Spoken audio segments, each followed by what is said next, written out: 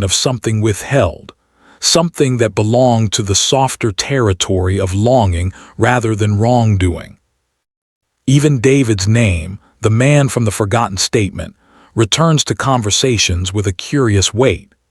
A few people recall him as someone who admired Selena's gentle presence from afar, yet seemed to respect her personal boundaries. No one describes any open conflict, no sudden rifts, no visible distress. Instead, the relationships in her life form a pattern of quiet connections, each threaded with unspoken wishes or guarded uncertainties. Yet what unsettles Elias is not hostility, there is none. It is the tenderness, the carefully measured affection, the way everyone seems to speak with a blend of warmth and caution, as if affection itself had become a fragile object they must handle lightly.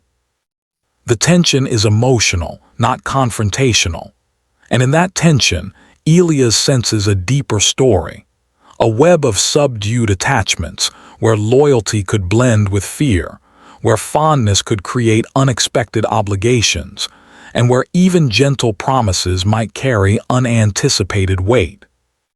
He does not yet know what it all means, but the tone of their voices, not the words themselves, tells him the connections in Selena's life were not simple. They carried responsibilities no one fully understood.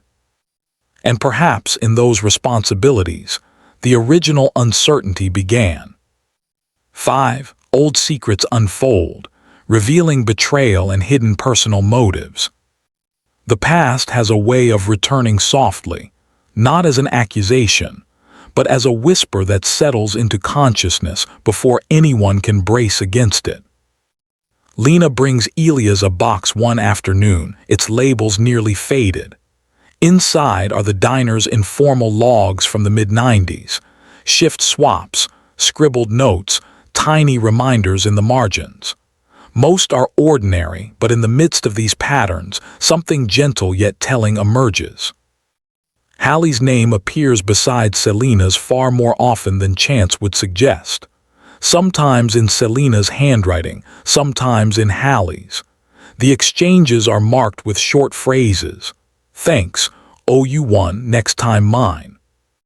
Not suspicious, simply intimate, almost symbiotic. Elias replays his conversation with Hallie, her careful tone, her softened glances, her guarded phrasing. He senses affection, yes, but also hesitation. Perhaps even the weight of something unspoken, something she believed wasn't hers to share. Another discovery lies in Callan's old performances, preserved on small cassette recordings donated during the diner's remodel years ago. The tapes hold faint sounds of forks, quiet laughter, and Callan's gentle guitar chords. But most surprising is the presence of Selena's voice, once in a while, soft, encouraging, familiar. She compliments a melody, laughs at a misplayed chord, murmurs appreciation with genuine warmth. The recordings reveal a closeness that no one had mentioned. Not quite romantic, not exactly professional, something lingering in between. A connection that breathed through subtle exchanges rather than declarations.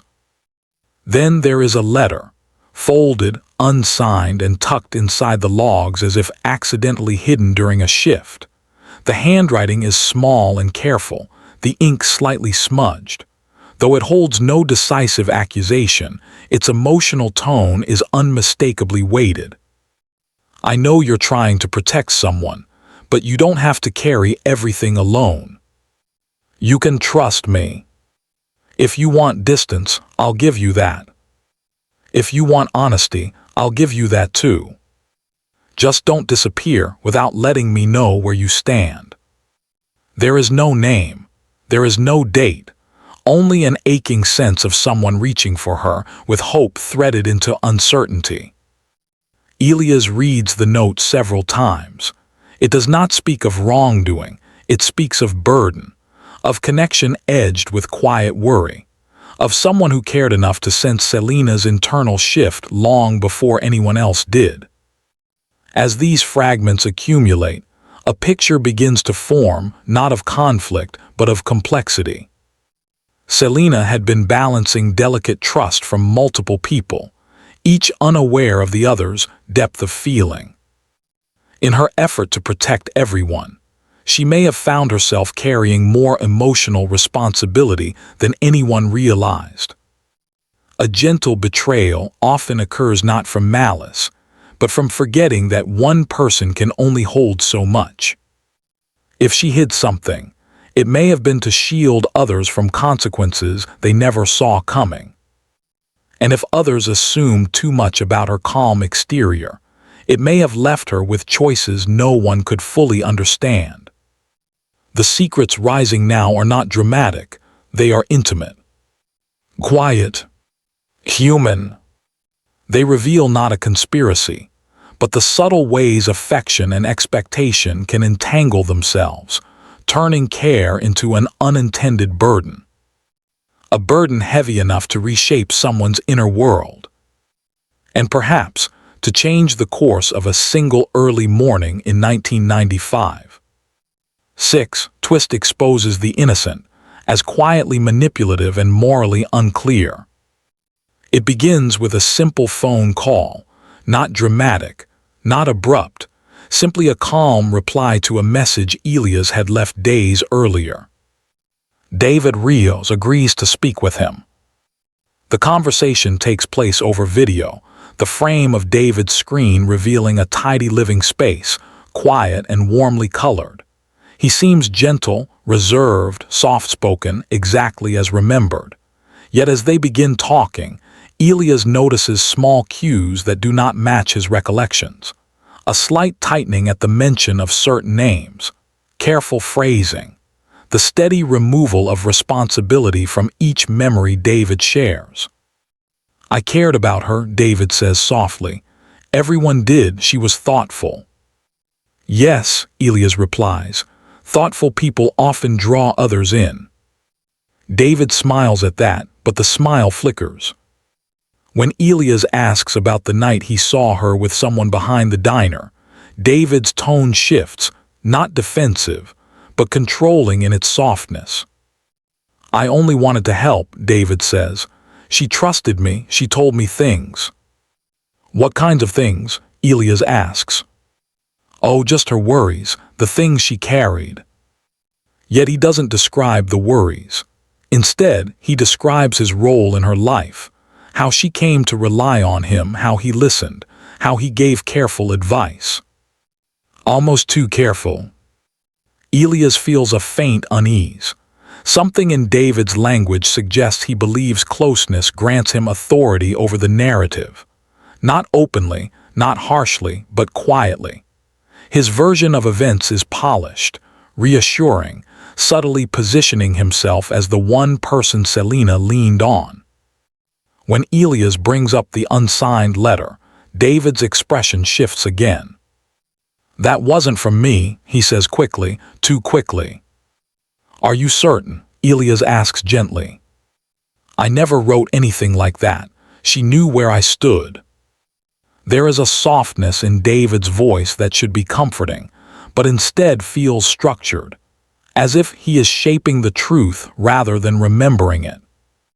It becomes clearer as the conversation continues. David had seen himself as a guide in Selena's life. Someone whose presence mattered more than anyone else. Someone who believed his closeness to her was deeper than she may have realized. Not possessive, but subtly controlling. Not forceful, but quietly influential. Not openly harmful, but morally ambiguous in the way he interpreted her reliance as affirmation. His forgotten statement, the one buried for decades, now feels less like regret and more like an attempt to direct the narrative, framing himself as the observant guardian, the only one who truly understood her. The twist is not an accusation against him. There is no overt wrongdoing. It is the recognition that even gentle personalities can hold powerful influence. That being soft-spoken does not make someone free of moral complexity. that even care, when unbalanced, can bend truth. David may not have guided Selena toward any specific moment, but his version of her story quietly centers himself, subtly rewriting her inner world through his own perspective. This realization unsettles Elias more than any clear-cut answer could have. The innocence he once assigned to David now feels incomplete. Not untrue, but insufficient. Human beings are rarely entirely one thing. Kindness can coexist with self-serving narratives. Gentleness can carry hidden expectations. Care can blur into something heavier when one person becomes the imagined center of another's life. The truth is not sharp. It is blurred at the edges, shaped by the quiet influence people exert without realizing the depth of their impact. And as the conversation ends, Elias senses that the heart of the mystery was never about action.